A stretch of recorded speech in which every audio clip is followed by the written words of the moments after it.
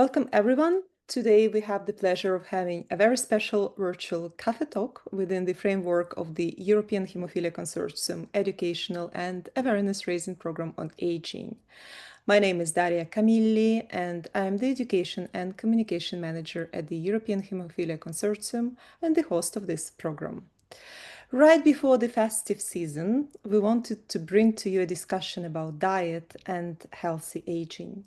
It's my great pleasure to welcome you to the virtual roundtable today and introduce you to Dr. Birkan İlhan, geriatrician from Liv Hospital, Vadistanbul, Istanbul, Türkiye.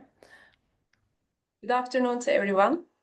And Dr. McKeown, EHC Steering Committee Member, Geriatrician and Stroke Physician at Queen's Hospital, Belfast, UK, and advocate for healthy aging. Hello to all. Today we're speaking about nutrition, diet, and bone health in the aging population. We will also discuss the particularities in diet for people with bleeding disorders, if any. I don't know yet. We will discover it together with William. To start, I want to share that I read the World Health Organization material on physical activity and healthy diets for healthy aging in the World Health Organization European region 2023. And I should admit that certain things caught my attention and some even troubled me. And I will bring some numbers up during this session. William, let's start with the definition. What is healthy aging? So I think before we can talk about healthy aging, we actually just need to talk about what is aging. So aging can be chronological, the passing of years, but we know that people who are 80 can be very fit and active, whereas others can be very dependent and have a poor level of function. And so that brings us to what I think is a more useful definition of aging, which is biological aging and social and psychological aging. So how are we actually functioning? How can we relate to the society around us? So the World Health Organization, it defines successful or healthy aging as a process of maintaining functional abilities to foster well-being in older adults. For me, I think one of the things that comes through in research about what older people themselves call successful aging is that it's about maintaining independence. So if you are aging successfully, you can continue to do the things that you love. That might be walking the dog, that might be looking after your grandchildren. And we know that particularly what we do in midlife can have a really big impact on that. So do we have a good level of physical activity? Are we engaged in a community? And of course, do we have a good diet? And that's what we're going to talk about today. Thank you. I know that almost 2/3 of older European adults are overweight or obese, while over 20 million older people in the EU, which is equivalent to the total population of Romania, are at risk of undernutrition. So my question goes to Birkan. What are the main risks for an aging person when it comes to diet? Yeah, malnutrition and dehydration are highly prevalent among older adults, while obesity is becoming an increasingly significant concern. Malnutrition or undernutrition, overweight and obesity, micronutrient abnormalities, and refeeding syndrome are clear nutritional disorders, whereas sarcopenia and frailty are nutrition-related conditions with complex and multiple pathogenic backgrounds. On the other hand, like in the general population, obesity with its well-known negative health consequences is an increasing problem also in older people and currently affecting between 18 and 30% of the worldwide population aged 65 years and older. Can you tell us more about them? Sure. The prevalence of malnutrition or risk of malnutrition in older people in Europe varies between roughly 9% and 29%, depending on the studies. And this rate can reach as high as 50% among hospitalized and nursing home residents. Due to many factors, nutritional intake is often compromised in older persons and the risk of malnutrition is increased. And anorexia of aging, its impaired appetite, is crucial in this context. Poor appetite reported in almost 25% of community dwelling older adults, and particularly in case of acute and chronic illness, nutritional problems are widespread, and a reduced dietary intake in combination with effects of catabolic disease rapidly leads to malnutrition. And other factors are lower access to food due to mobility limitations, difficulties with shopping, preparing meals, eating, and oral health problems that affect chewing and swallowing, and mental problems. Those are such as depression, dementia, and other neurologic diseases. And people with Alzheimer's diseases experience sensory impairment that reduces interest in eating and drinking due to loss of taste and smell. And the other is polypharmacy. It's a common geriatric syndrome. Medications commonly taken by older adults may also have negative effects on dietary intake due to their impacts of reducing appetite, creating a dry mouth, and causing cramping, drowsiness, forgetfulness, and nausea. And poor quality of meals is another factor for undernutrition. Manhattan's dietary patterns constitute an additional risk factor for malnutrition in older adults. Also due to an increasing prevalence of gastrointestinal diseases, which are accompanied by reduced nutrient bioavailability. So older persons are at increased risk of micronutrient deficiencies. And the prevalence of nutrient deficiencies and undernutrition is highest among the very old and women and people with comorbidities and those in care homes, hospitals, and institutions. Evidence shows that 90% of older adults in most European countries have low intakes of vitamin D.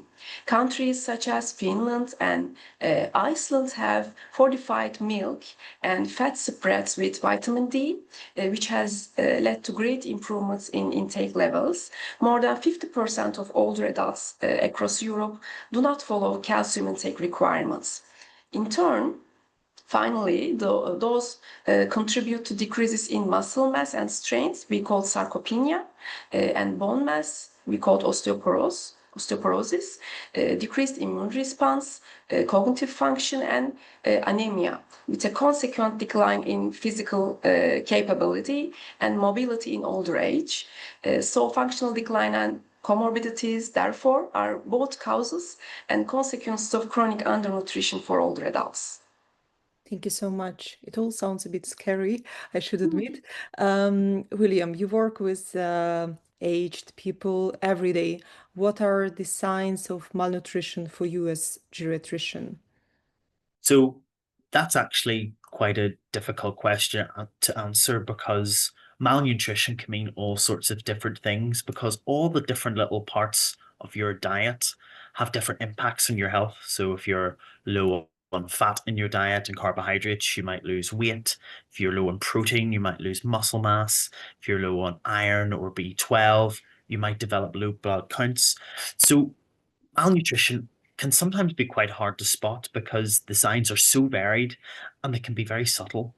One of the things that we look for as geriatricians is frailty, so loss of physical resilience in older people. And there are lots of different ways of conceptualizing frailty, but one of the ways we conceptualize frailty is through the frailty phenotypes, which was pioneered by a geriatrician called Freed. So he noticed people, as they lost physical resilience, as they developed frailty, had several patterns of presentation and illness. So these include unintentional weight loss. So if you lose more than 5 kilograms in a year unintentionally, that is abnormal. If you have self-reported exhaustion, so you feel tired or exhausted all of the time, that is not normal. If you have developed weakness, so you can't grip tightly or you struggle to get from a low chair, that's not normal. Perhaps your walking has become slow, or perhaps just your overall level of physical activity is lower. So these are all signs that you might have developed frailty. And we know that diet can feed in massively to all of these. So to take a few, as we've said already, if your calories going out is higher than your calories going in, and the big sources of calories are, of course, carbohydrates and fats, then you will have unintentional weight loss. We know that older people are more likely to develop low blood counts or anemia. Diet is a massive driver of these, especially if you have, for example, low levels of folic acid, low levels of B12, vitamin B12, or low iron levels.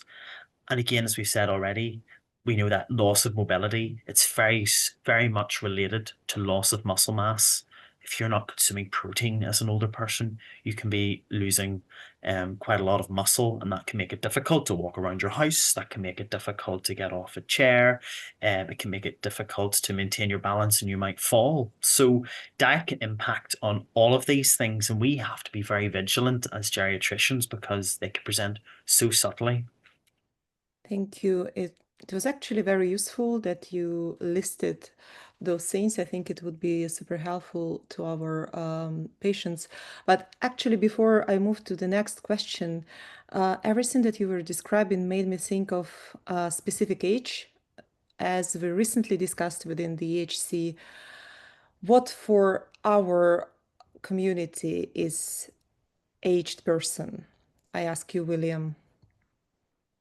I know it's a difficult question. Yeah. So I go back to what is your definition of aging? So, is it chronological, how old you are in years?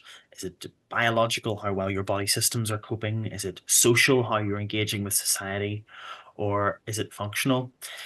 And all of these are ultimately academic definitions. I think the biggest thing is for people to define for themselves what is successful aging, and that needs to be informed. So we do need to talk to patients about what successful aging looks like, because one of the things I sadly see is older people accepting unsuccessful aging as normal. So they accept that their walking is poor, they accept that they're lonely, and I think that's a great tragedy. So I think we need to educate people in our community to understand what successful aging is and lift their expectations, and work out what that means for them in their lives.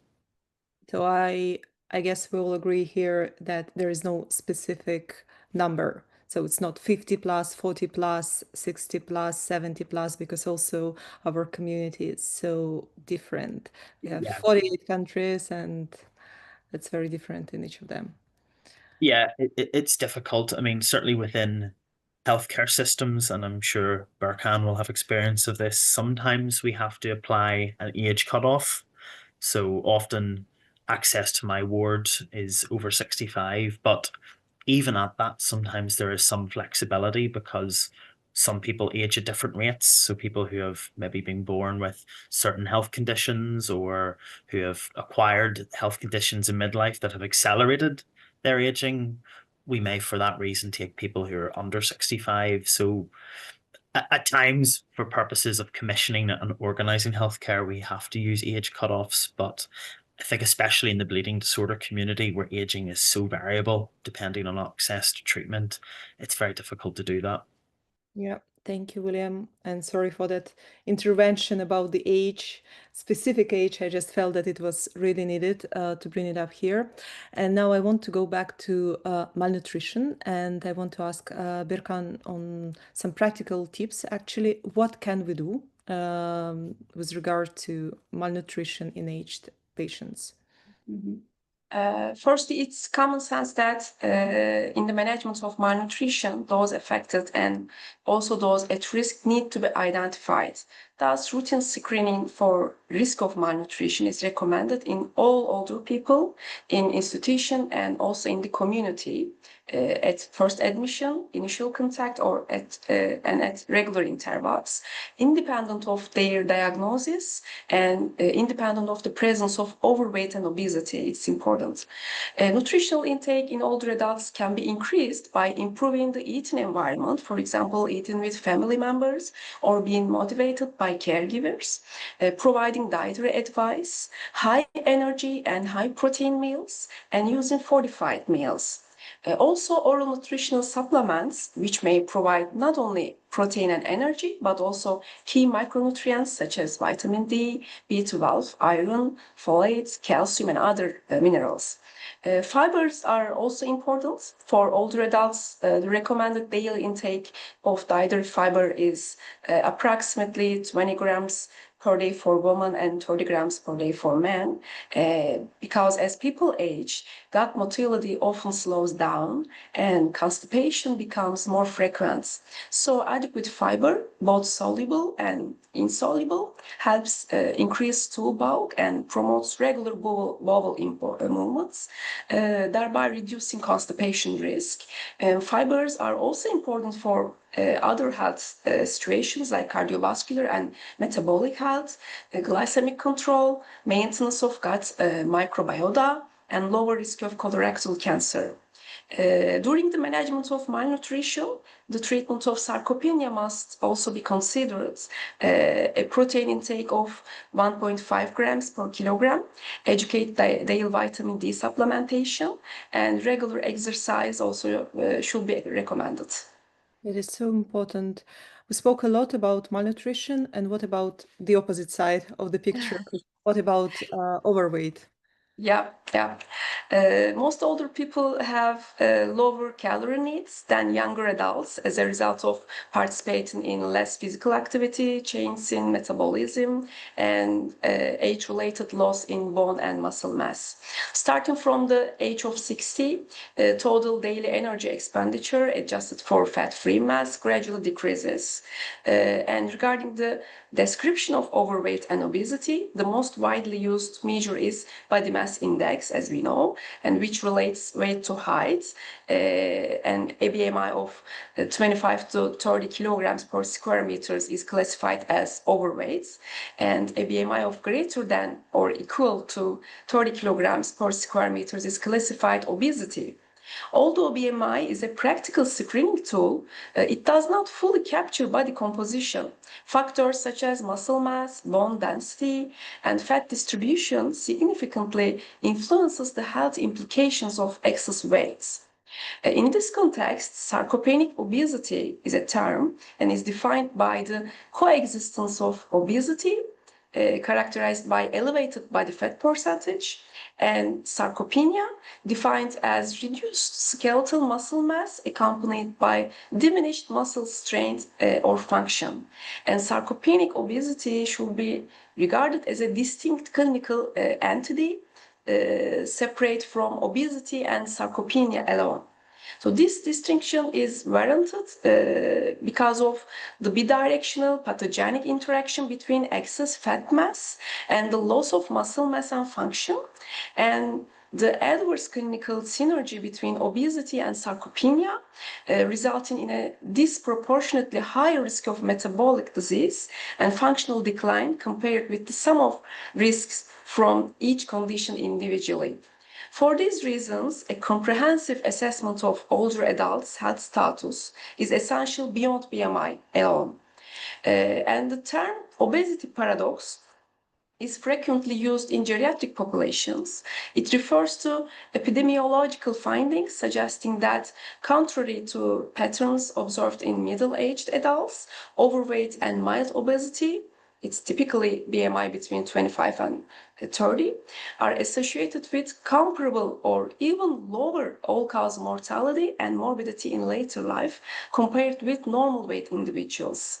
Importantly, the obesity paradox does not indicate that obesity is harmless in older adults. Functional status, muscle mass, inflammatory burden, and overall metabolic health are often more clinically informative than BMI alone. William? Yeah, so we know sadly that obesity and being overweight is more common in the bleeding disorders population, and there are lots of reasons for that, but a lot of it relates to poor mobility. So we are eating as much, but we are not expending as many calories in many cases due to years and years of chronic joint damage. So it's something that really affects our community, especially We know that obesity in older age, whilst associated with being protective at times, it is associated with a lot of impairments in function, with chronic disease, with strokes, with sleep apnea, with heart disease, and it's also associated with poor mental health. So that's really significant for people. People who are obese have a 30% higher rate of depression. So that can have a really big impact on somebody's life. Again, to go back to what Birkan said, in midlife, lower calorie intake is protective, and we know it slows down your biological aging. So how we piece this all together, I think is very complex and very challenging. Thank you. I told you at the very beginning that I read a report from World Health Organization, and there was a big part dedicated to obesity. So I have some data to back up your words. So in a multinational study running in 20 European countries, older adults were significantly more overweight, more than 40%, and obese more than 20% than middle-aged or younger adults. Retired people accounted for a greater proportion of overweight and obese people when compared with employed and unemployed people and students. Another survey among people aged 50 and over from 10 European countries found a similar prevalence for overweight and obesity. So numbers are really striking. And with this, I want to move to more practical side also and ask Birkan, what diet would you recommend for aging people? It's challenging to propose a single nutritional prescription for all older adults, actually, as this population is highly heterogeneous. However, in general terms, a Mediterranean-style dietary pattern is recommended. The Mediterranean diet, considered to be an example of a balanced diet, has the potential to supply the required amount of energy, protein, and nutrients needed for healthy aging. In older adults, the estimated daily energy requirement is approximately 25 to 30 kilocalories per kilogram of body weight. Among healthy older individuals, the recommended protein intake is around 1 gram per kilogram per day. However, in the presence of sarcopenia, frailty, or multiple comorbidities, protein needs may increase to 1.5, and in individuals with active malignancy, active cancer, requirements may rise up to 2 gram kilogram per day. It's very high, actually. Therefore, unless contraindicated, a protein-rich diet should be encouraged. Protein intake should be evenly distributed across meals to maximize muscle protein synthesis and overall anabolic response. Concentrating protein in a single meal is less effective than spreading it throughout the day. And also calcium is important. Daily nutrient intake should also provide 1,200 milligrams of calcium to help maintain bone health and reduce fracture risk. Also, dietary fiber is important. 20 to 30 grams for women and men respectively, we recommend. And these nutritional targets are well supported by a Mediterranean-style dietary pattern, which emphasizes fruits, vegetables, whole grains, legumes, nuts, olive oil, and moderate consumption of fish. It's low in saturated fatty acids and trans fatty acids due to its low content of animal meats and processed foods, and contains nutrients like zinc, iron, vitamin B12 and D, calcium, folic acids, and omega-3 fatty acids, which may play a role in improving cognitive function and lowering risk of Alzheimer's disease. But I would like to say that red meat may be included as an additional protein source, but should not replace the primary components of the diet. Finally, maintaining adequate daily hydration is essential and should not be overlooked. For better health outcomes, nutritional interventions should be combined with regular physical activity. Thank you, Birkan. while listening to you, I actually understood that it should be so overwhelming for a patient, or I mean anyone with all age, to know and calculate all these grams, milligrams. Does it mean that anyone is recommended to reach out to a nutritionist when they age, or probably even at an early age? Yeah, it could be good. As I give you something like a portion of cheese, a portion of yogurt, or a portion of milk, a glass of milk is called one portion, and it contains like 250 calcium. So we can calculate from this point. And one egg include like 6 or 8 gram protein, and one meatball a size of the hand includes like 8 gram protein. So we can calculate some simple protein measurements.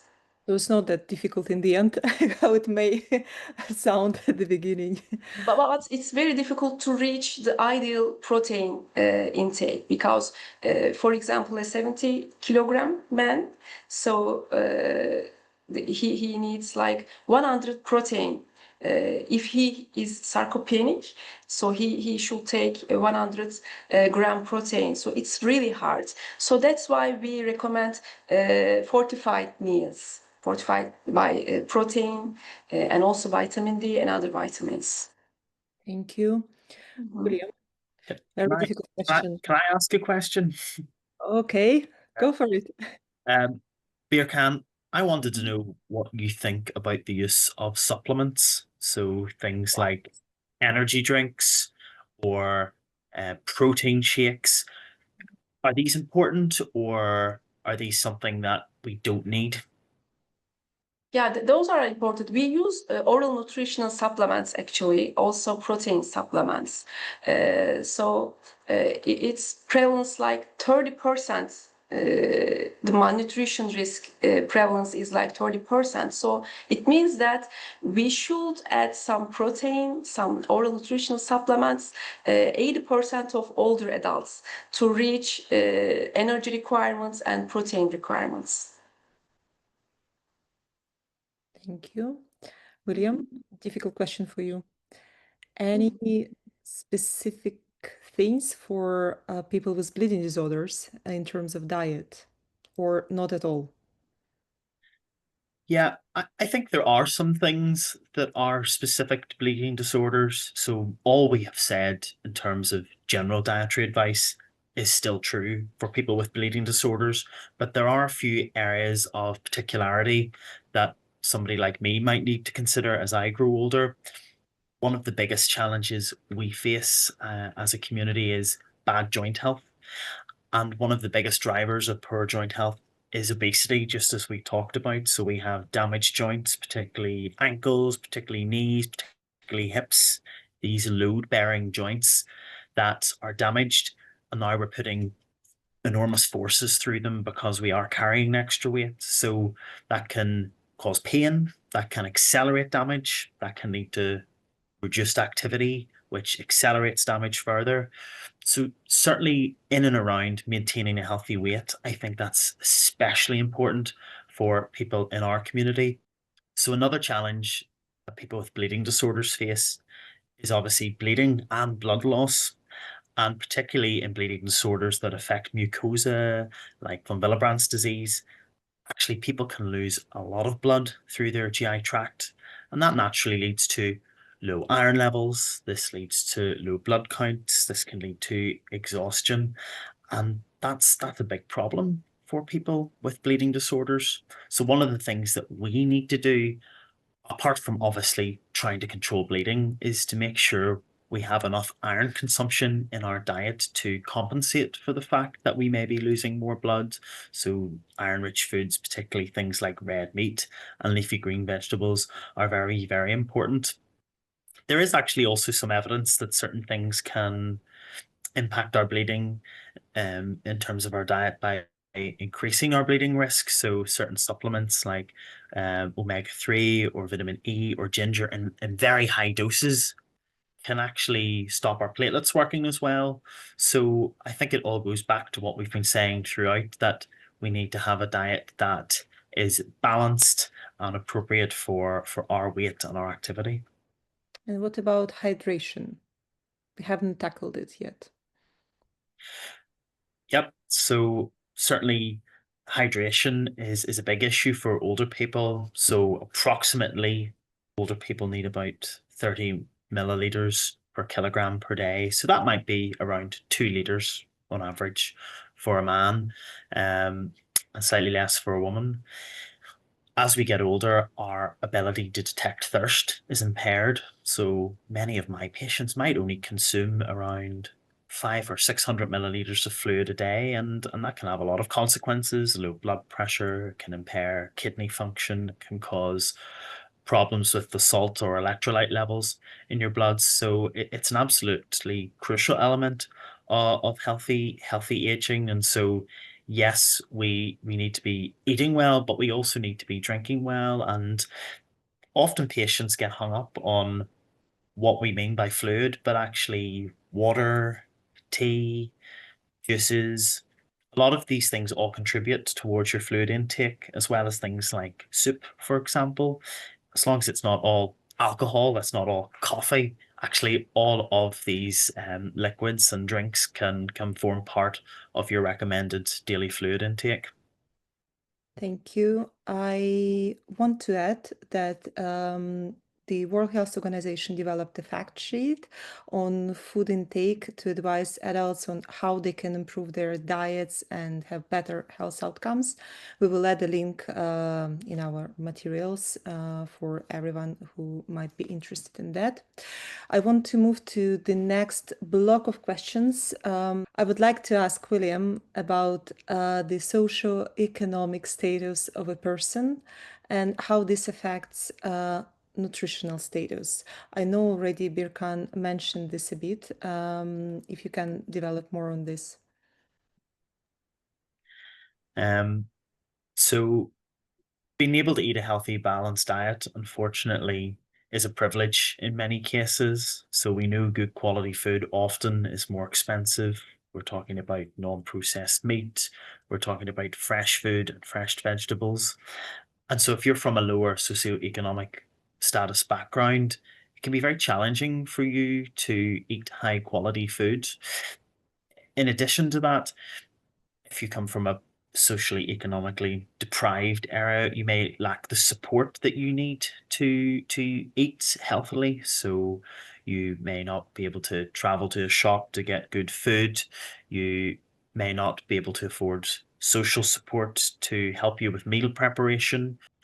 People may lose to the motivation to prepare meals as they age, and we know that older adults who live alone often have lower motivation to change their eating habits and are more likely to eat less food than someone who lives with a family or another person. And these factors can form significant social barriers to improving energy intake, to adopting healthy eating habits, and to increasing appetite. And in the extremes of frailty, a person, as I've said, may not be able to make meals or manage technical challenges of eating. Adults who, at the age of 60, are affected by poor socioeconomic conditions lose around 4 to 7 years of good physical function, which results in lots of disadvantageous health outcomes in the long term. Interventional and observational studies have provided quite compelling evidence that having a better quality diet is beneficial, preventing all sorts of adverse health outcomes such as cardiovascular disease, type 2 diabetes, and early death. And lifestyle choices can have a significant bearing on this. So the adoption of healthy diet, of engaging in physical activity, of staying hydrated, of stimulating our minds, of avoiding smoking. These are all important elements to attaining a healthy, high quality life in older age. As appetite and food intake decline with age, it's important to ensure that older adults eat adequate amounts of nutrients and protein. And fortunately, we know that as diet intake reduces, physical activity intake reduces, and people lose muscle mass and experience adverse health outcomes. You mentioned smoking and alcohol intake. Birkan, can you develop on this? Is it really terrible thing to do, damaging our health, or adequate amount of alcohol and smoking can still be okay for aging people? I am sure many are interested in this. Yeah, sure.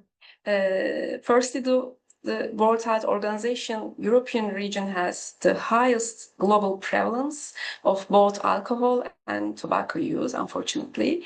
Alcohol consumption in later life is associated with an increased risk of falls and bone-related injuries. And smoking also has been linked to premature mortality and a higher incidence of Alzheimer's disease in older adults. And tobacco use and alcohol intake are also major risk factors for oral cancer and a range of periodontal diseases, unfortunately.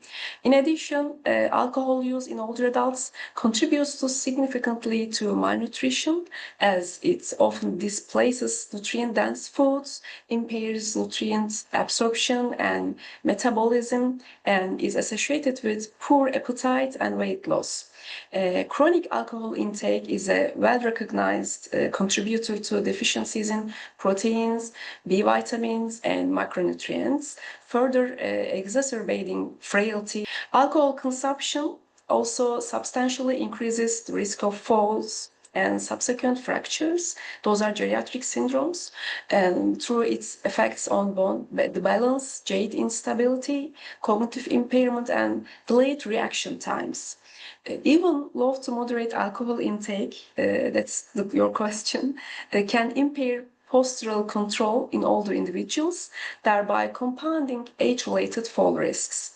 Moreover, long-term alcohol use negatively affects bone mineral density, further heightening the likelihood of osteoporotic fractures.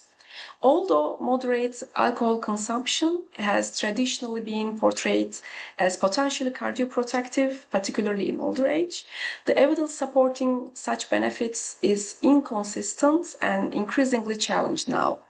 Emerging studies cast doubt on any meaningful cardiovascular advantage of alcohol intake. Notably, a substantial proportion of alcohol attributable cancers, including oral malignancies, occur even at light to moderate wrinkle levels, unfortunately. Therefore, alcohol should not be considered a component of a healthy diet at any age. This is so important, you said this, especially as I said before the festive season, and I really want to underline it here, and I hope that those who are going to watch this Café talk will exclude alcohol from their diet. And as you mentioned, oral health, I really want to bring it up here. And I will quote Professor Alison Dougall, a long-standing friend of the EHC, and she always says that healthy gums do not bleed. And maintaining good oral and dental health is also important to ensuring optimal nutritional status, quality of life, and self-esteem. And I would like to ask William to comment on this. Yeah, so oral health is absolutely essential to good diet and good nutrition. How does all food and hydration get into your body? Through your mouth.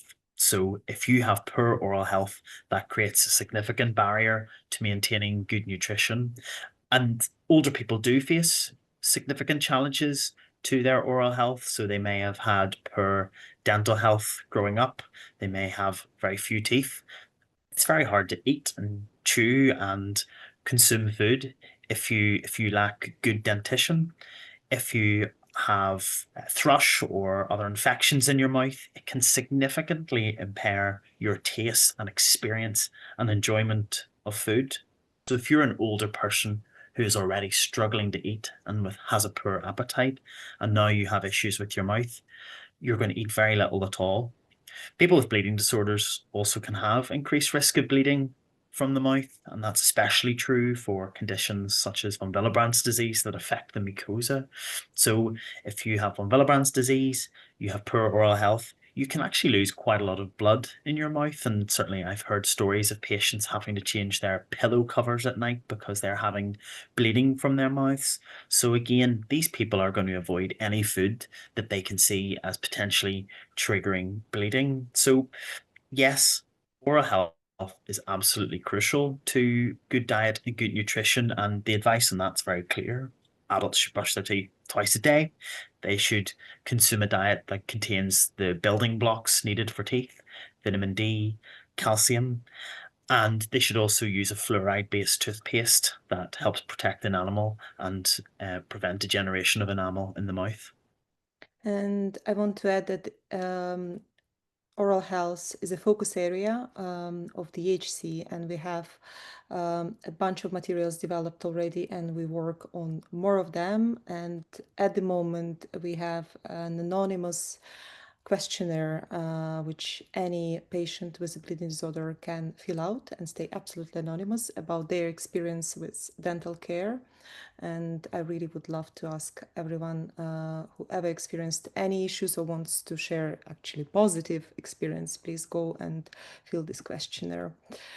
Can I also add that patients need to make sure they're registered with a dentist and they visit their dentist regularly, because tooth decay prevented early can prevent very serious complications later on. So make sure you have a dentist, make sure you see them regularly. Absolutely. We talked a lot about diet, and we talked a little about bones. Obviously, these topics are interrelated, and they're especially important for people with bleeding disorders. So what is the problem with bones in older age, William? Yeah. So for most people, your bone mineral density, the strength of your bones peaks in your early 20s, and then it gradually reduces over the course of life. And as you get older, as your bones get more brittle potentially, you are at increased risk of breaks or fractures. Now, that can occur in a severe form called osteoporosis, where bones have become very brittle and where the risk of fractures is very, very high. And that's usually caused by an imbalance of how much new bone your body makes and how much old bone is broken down. We know that people with bleeding disorders develop osteoporosis or brittle bones at a far higher rate than the general population. So it is estimated that around 2/3 of men over the age of 50 with haemophilia may have osteoporosis. And that's very, very serious, because we have this population of people who are at a higher risk of falls.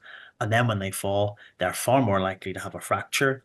And then, of course, if you need surgery as a person with a bleeding disorder, that creates additional challenges as well. So bone health and osteoporosis are a big issue for our community.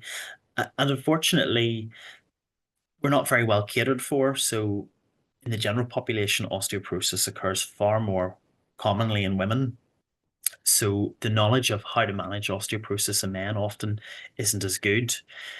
Diet has a significant bearing on this as well. Again, as people with bleeding disorders, we need to maintain in our diet the building blocks for good bone health. So that's vitamin D, that's calcium. Really, people with haemophilia or other severe bleeding disorders, we need to be screened for osteoporosis at a younger age than the general population would be.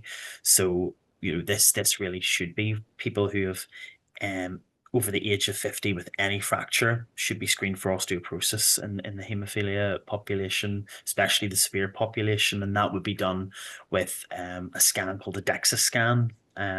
So yes, it is a big issue. It is more common in the bleeding disorder population. It needs to be looked for at a younger age, and we need to ensure that we have a diet that prevents onset of osteoporosis that is rich in calcium and rich in vitamin D. And of course, physical activity, which is one of the biggest things that prevents osteoporosis occurring. Thank you. Birkan, probably you can give some piece of advice from your side as well. Yeah, sure. To strengthen bones and reduce the risk of fractures, we focus on a few key points. First, as William mentioned, it's important to get enough calcium and vitamin D since they play a major role in keeping bones healthy. We also encourage people to eat enough protein and maintain a balanced diet because good nutrition supports both bone and muscle health. And regular physical activity, especially weight bearing and resistance exercises like walking, climbing stairs, or light strength training, is very beneficial. We advise, of course, avoiding smoking and keeping alcohol intake low, and as both can weaken bones over time. And also preventing falls is another critical step. So making the home safer, checking vision regularly, and practicing balance exercises can help at this point. And finally, if someone has other medical conditions or is at high risk for osteoporosis, as William mentioned, we look at managing those issues and starting osteoporosis medications when appropriate. Thank you so much. I think we have given a very comprehensive overview of what the issues might be in older age related to nutrition, in connection to bleeding disorders. And this is time to wrap up. And I would like to ask you about some final words that you would like to address to the audience. Birkan? Yeah, I would like to say that rather than simply adding years to your life, the goal should be to add life to your years.